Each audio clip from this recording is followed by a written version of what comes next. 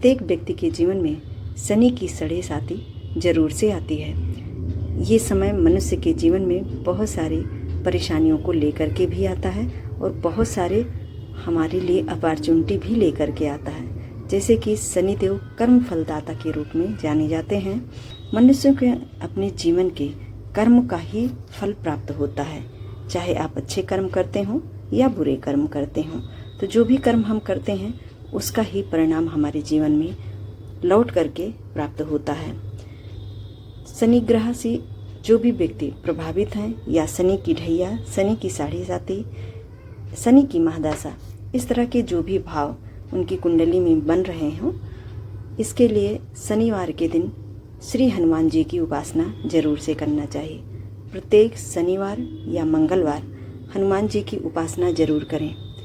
हनुमान जी के मंदिर जा कर के चमेली के तेल में सिंदूर को घोल करके हनुमान जी को समर्पित करें। इससे शनि ग्रह से जो भी पीड़ा हमें प्राप्त होती है, हनुमान जी महाराज रक्षा करते हैं। यानी कि हनुमान जी की आराधना करने से शनि ग्रह से जो भी पीड़ा हमें मिलनी होती है वो कम हो जाती है। इस दिन भगवान शिव की भी आराधना की जाती है। भगवान शिव की आराधना शनिदेव भी करते थे। भगवान शिव ने ही उन्हें कर्म फलदाता के रूप में, न्याय के देवता के रूप में उपाधि धारण कराई थी।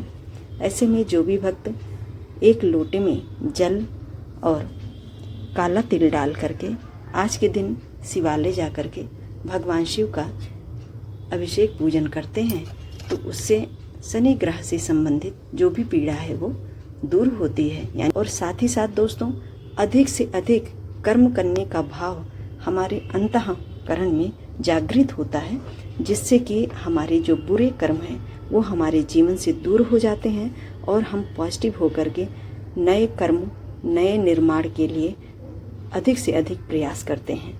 तो ऐसा करने से हमारे जीवन में बहुत ही शुभ परिणाम देखने को भी मिलता है।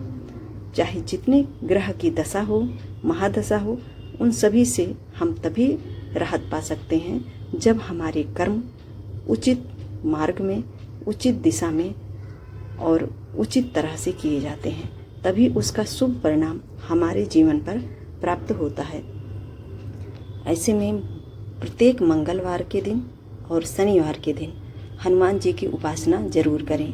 घर में कर रहे हों तो चमेली का तेल का दीप जला लें और भगवान हनुमान जी को बूंदी के लड्डू या घर में ही हलवा या बेसन के लड्डू आदि बना करके भोग प्रसाद के रूप में रखें और साथ ही श्री सुंदरकांड का पाठ या हनुमान चालीसा का पाठ करने का संकल्प आप प्रत्येक शनिवार या मंगलवार के दिन करने का भाव अपने मन में जागृत कर लें। ऐसा अनवरत करते रहें जब तक कि आपके जीवन से उस महादशा की पूरी तरह से समाप्ति नहीं हो जाती है। ऐसा करने से हमारे जीवन पर शनि की पीड़ा नहीं प्राप्त होती है। जैसे कि कर्म फलदाता के रूप में शनि देव जाने जाते हैं, हमें अपने कर्मों का फल जरूर से भोगना पड़ता है। तो ऐसे में हमें कभी भी किसी अपाहिज, नीडी, ज़रूरतमंद या गरीब दुखिया को सताना नहीं चाहिए, ना ही उनके अंश का कुछ जो भी भाग हो, चाहे वो धन के रूप में हो, खाने पीने की वस्तु के रूप में हो, किसी भी रूप में हो, वो हमें ज़बरदस्ती नहीं लेना चाहिए। इससे भी शनिदेव नाराज होते हैं। अपना अंतःकरण शुद्ध रखें। आपके अंश में जो भी ईश्वर ने दिया है उसी से ही अपना भरण पोषण करें। किसी की चीज़ों में अपना दिमाग नहीं लगाना चाहिए। किसी के पास बहुत सारा धन है तो हम भी उस धन को कैसे प्राप्त करें, वो हम अपने कर्मों के माध्यम से उस रास्ते को चुनें, ना कि किसी गलत संगति या गलत विचार को धारण करके हम उन कार्यों को करने की ओर अग्रसर हों। तो दोस्तों, ये बहुत ही अहम और छोटी छोटी बातें हैं जो कि हमें अपने गृहस्थ जीवन में रहते हुए इन सभी बिंदुओं पर विचार करते हुए अपनी लाइफ को जीना चाहिए। चाहे ग्रह की दशा हो, महादशा हो, कोई भी चीज़ हो, यदि हम कर्म प्रॉपर कर रहे हों तो हमें फल की प्राप्ति अवश्य से होगी। भगवान श्री कृष्ण ने गीता में कर्म की ही प्रधानता बताई है। शनि ग्रह की पीड़ा से मुक्ति पाने के लिए प्रत्येक शनिवार को छाया दान दिया जाता है। जैसे कि छाया शनि देव की माता का नाम था, ऐसे में सरसों का तेल एक कटोरे में ले करके उसमें अपना फेस देख करके आप उस तेल को किसी ज़रूरतमंद को दान कर सकते हैं। या प्रत्येक शनिवार को खिचड़ी का दान करें।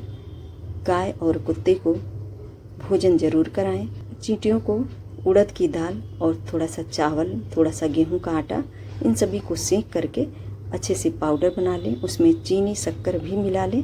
ये ले जा करके जहाँ पर चींटियाँ बहुत ज़्यादा आती हों वहाँ ले जा करके भोजन के रूप में उन्हें दान करें। मछलियों को आटे की गोलियाँ बना करके ले जा करके खिलाना चाहिए।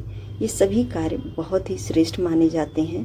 किसी जीव का भरण पोषण यदि हमारे माध्यम से हो जाता है तो उससे हमें बहुत ही अधिक पुण्य फलों की प्राप्ति होती है और ईश्वर हम पर प्रसन्न होते हैं और उससे हमारे सभी ग्रह दोष शांत होते हैं।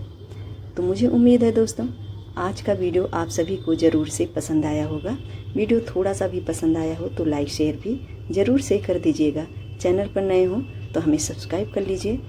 व्रत उपासना या उपाय से संबंधित इस तरह की जानकारियों को प्राप्त करने के लिए। जय श्री कृष्णा, राधे राधे।